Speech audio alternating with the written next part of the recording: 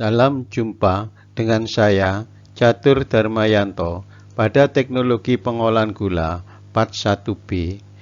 Part 1B merupakan revisi dari Part 1 sebelumnya, dan pada Part 1B akan dibahas tentang pengenalan sukrosa, yang memperkenalkan sifat dan perilaku sukrosa atau gula.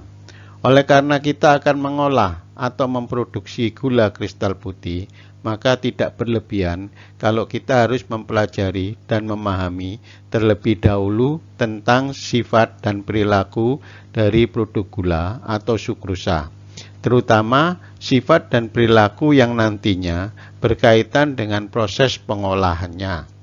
Penyampaian materi pada part ini diharapkan sebelum mendalami proses pengolahan sukrosa. Hendaknya kita terlebih dahulu mengetahui dan mempelajari apa itu sukrosa yang akan kita olah atau akan kita produksi. Telah dijelaskan bahwa secara teknologi pengolahan, gula adalah sukrosa yang merupakan salah satu jenis karbohidrat.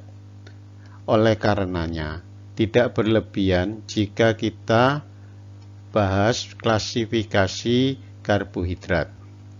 Karbohidrat atau hidrat dari karbon atau hidrat arang atau sakarida yang diartikan gula adalah biomolekul yang terdiri dari atom C, yaitu atom karbon, atom hidrogen atau H, dan atom oksigen atau O. Tipe hidrokarbon yang akan kita bahas yaitu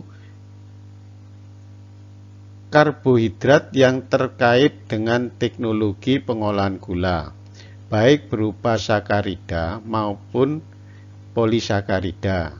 Sedangkan karbohidrat yang relatif tidak terkait dengan proses teknologi pengolahan gula seperti oligosakarida tidak dibahas. Sifat fisik dari sakarida dan polisakarida. Di antaranya yaitu sakarida memiliki sifat fisik, di antaranya berat molekulnya rendah, larut dalam air, dan mempunyai rasa manis. Sedangkan polisakarida memiliki sifat fisik, di antaranya berat molekulnya tinggi, tidak larut dalam air, dan tidak ada rasa. Komposisi sakarida terdiri dari monosakarida, yaitu gula tunggal, dan disakarida, gula rangkap atau double gula. Sedangkan polisakarida komposisinya merupakan multigula, yaitu banyak gula. Contoh, monosakarida memiliki bentuk molekul sakarida yang paling sederhana, terdiri dari satu molekul gula sederhana, contohnya glukosa, fruktosa, dan galaktosa. Sedangkan disakarida memiliki dua monosakarida yang bergabung, contohnya sukrosa, laktosa, dan maltosa. Sedangkan polisakarida memiliki banyak atau multigula, yaitu merupakan polimer atau rangkaian berulang yang panjang, yang tersusun dari banyak rangkaian molekul gula. Sebagai contoh, amilum atau padi, selulosa, dan glikogen.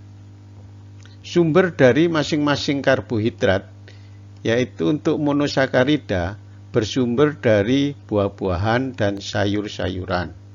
Disakarida bersumber dari gula tebu, gula bit, susu, dan lain sebagainya. Sedangkan polisakarida bersumber dari beras, sereal, roti, dan lain sebagainya.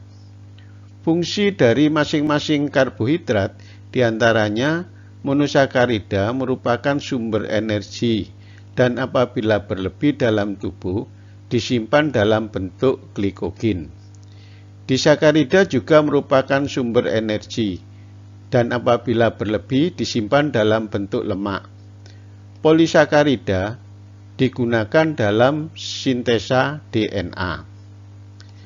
Adapun tingkat kemanisan dari masing-masing sakarida dibanding dengan tingkat kemanisan dari sukrosa yang dianggap 100%, maka glukosa kemanisannya 74%, fruktosa 173%, galaktosa 63%, laktosa 16%, dan maltosa 33%.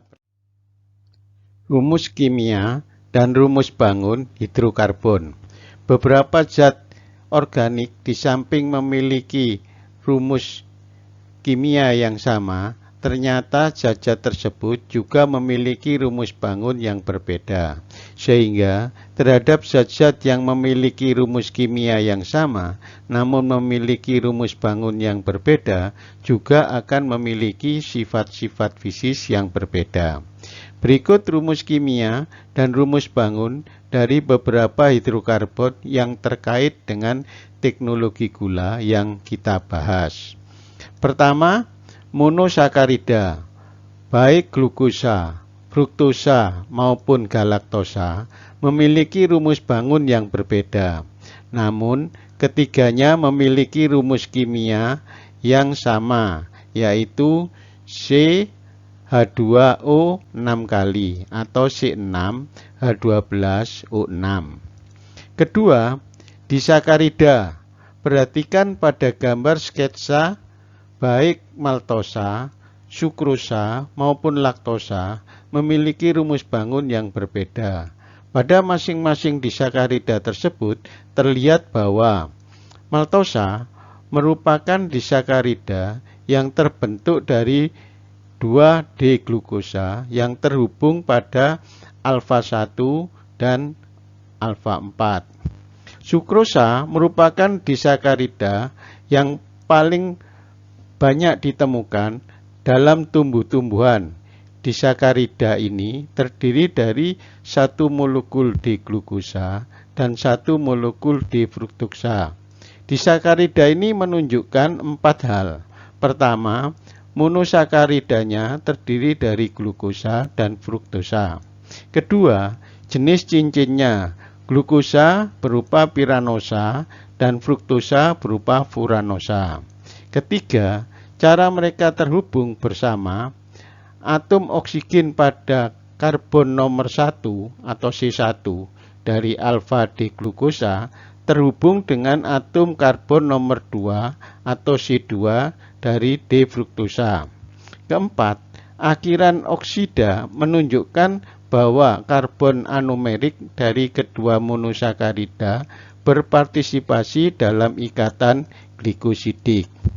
Laktosa merupakan disakarida yang terbentuk dari 1 molekul D-galaktosa dan 1 molekul D-glukosa, terbentuk secara alami dalam susu mamalia. Namun, ketiga bentuk disakarida tersebut memiliki rumus kimia yang sama, yaitu C12H22O11. Pada teknologi pengolahan gula, hanya terdapat 2 polisakarida yang ada pada bahan baku tebu, yaitu amilum atau pati adalah polisakarida hasil dari fotosintesa yang disimpan dalam daun. Selanjutnya, amilum dikonversikan menjadi sukrosa dan disimpan pada batang tebu. Kandungan amilum dalam batang tebu dilaporkan sebesar 19.000 ppm oleh Wigner tahun 1974 atau 14.000 ppm oleh Wyman tahun 1977, atau dalam nira kandungan amilum bervariasi antara 290 sampai dengan 490 ppm on brick. Sedangkan selulosa adalah polisakarida yang terkandung pada batang tebu yang setelah proses dikenal dengan nama ampas tebu atau bagas. Polisakarida baik amilum maupun selulosa memiliki rumus kimia yang sama, yaitu C6H10O5N kali. Namun, keduanya memiliki rumus bangun yang berbeda, dan pada teknologi pengolahan gula, kedua bahan ini perlu mendapat perhatian. Mari kita fokus pada sifat-sifat dan perilaku produk gula yang harus kita perhatikan dan kita perlu awasi selama proses pengolahan berlangsung, sehingga pada proses pengolahan dapat diperoleh kualitas dan kuantitas yang maksimal. Nama produk gula atau sukrosa atau sakarosa. Berat jenis 1,587 gram per cc. Penampilan kristal gula putih. Apabila hasil kristal gula kurang putih, berarti ada salah satu langkah proses yang perlu mendapat perhatian dan pengawasan.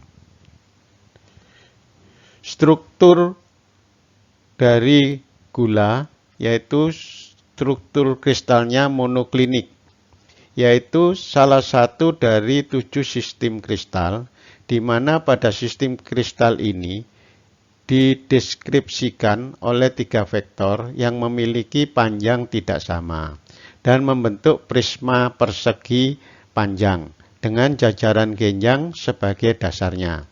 Sehingga 2 pasang vektor berbentuk tegak lurus bertemu pada sudut kanan, sedangkan pasangan ketiganya membuat sudut selain dari 90 derajat.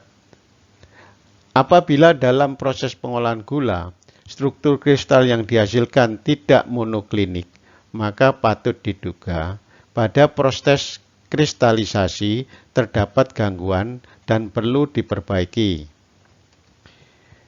Kemanisan relatif 100% atau 1.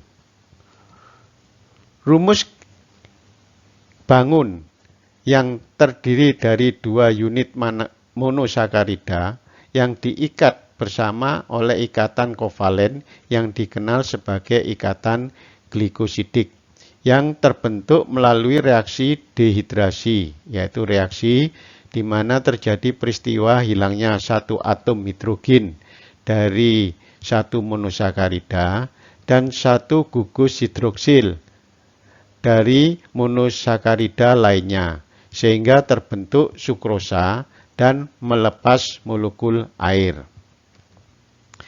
Kelarutan dari sukrosa dalam air murni ditunjukkan dalam tabel antara suhu versus kelarutan. Dalam sukrosa, sebagaimana sifat kelarutan ini dalam teknologi pengolahan gula sangat penting, khususnya pada pelaksanaan proses kristalisasi. Sukrosa pada pH rendah akan terurai atau terinversi menjadi monosakarida, yaitu glukosa dan fruktosa. Sifat ini berguna bagi operator sehingga harus diketahui dan dipahami dalam melakukan pengawasan pada titik-titik di mana sukrosa harus dijaga pH-nya sehingga tidak terurai menjadi monosakarida. Pada suhu tinggi, sukrosa akan terurai menjadi monosakarida. Selanjutnya, apabila pemanasan tetap berlangsung terus, maka terjadi proses karamelisasi. Proses karamelisasi harus dihindari karena proses karamel akan menyebabkan kualitas gula yang dihasilkan tidak terpenuhi. Begitu juga dengan kuantitas hasil yang tidak optimal.